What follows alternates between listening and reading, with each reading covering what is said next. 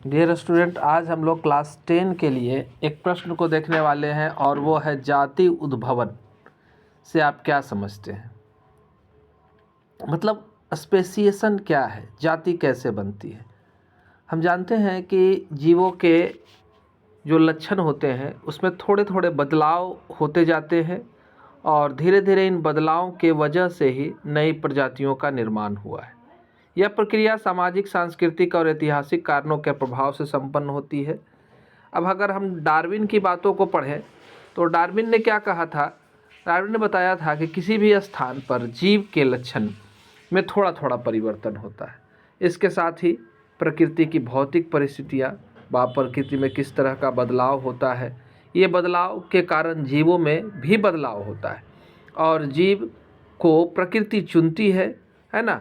और इस हिसाब से सैकड़ों वर्षों में लक्षण में काफ़ी धीरे धीरे परिवर्तन होता है और तब जा कर के नई जातियों का निर्माण होता है। तो इसे ही जाति उद्भवन कहा जाता है। जाति उद्भवन विकासवादी प्रक्रिया का एक हिस्सा है। मतलब पृथ्वी का विकास हुआ है, पृथ्वी पर नए जीवों का निर्माण हुआ है, ये जाति उद्भवन हमें बताता है। जाति उद्भवन के वजह से ही मतलब स्पेसिएशन है ना के वजह से ही आज पृथ्वी पर हम लोग इतनी सारी जातियों को देख पाते हैं। हम जानते हैं कि पृथ्वी पर कुल ज्ञात जाति की संख्या 1.8 मिलियन है। तो इतनी जाति का निर्माण कैसे हुआ, है ना।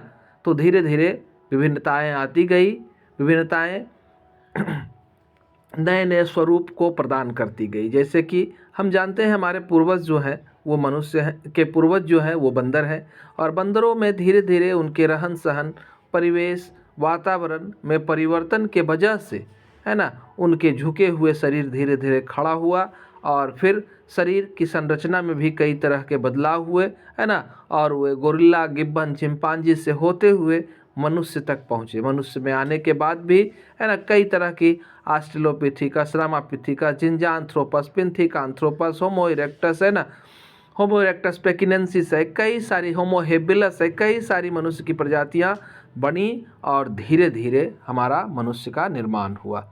जाति उद्भवन के लिए बहुत सारी चीज़ों का होना जरूरी है। जैसे कि एक है आपका ज्योग्राफिकल आइसोलेशन, भौगोलिक अलगाव।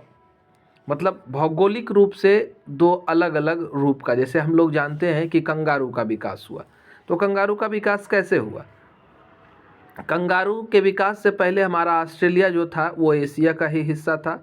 तो ऑस्ट्रेलिया पहले हमारे से अलग हुआ और अलग होने से कुछ स्तनधारी जो अंडे देते थे उस समय, कुछ क्या सारे स्तनधारी उस समय अंडे ही देते थे और वही अंडे देने वाले स्तनधारी जो है वो चले गए ऑस्ट्रेलिया वाले रीजन में, या अलगाव की वजह से वो ऑस्ट्रेलियन रीजन में रह गए और उनमें ही परिवर्तन से उधर जो है मार्सुपियल्स का विकास हुआ, कंगारुओं का विकास हुआ, पाउच्ड एनिमल का विकास हुआ और हमारी तरफ जो है वो मैमल्स जो है का निर्माण हुआ, जो प्लेसेंटल मैमल्स हैं, है ना, अपरा को रखते हैं, उस मैमल का निर्माण हुआ। तो धीरे धीरे ये सारी चीज़ें चलती गई। भौगोलिक अलगाव के वजह से ही एक प्रजाति के जीव जो है अलग होकर दो प्रजातियों का निर्माण कर पाए।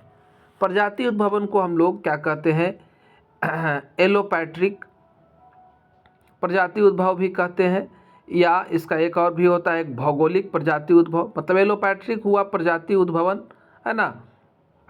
तो इस तरह से अगर वीडियो समझ में आया, पसंद आया, अच्छा लगा, याद हुआ, है ना, तो हमारे चैनल से जुड़े, हमारे चैनल को सब्सक्राइब करें और वीडियो के लिए लाइक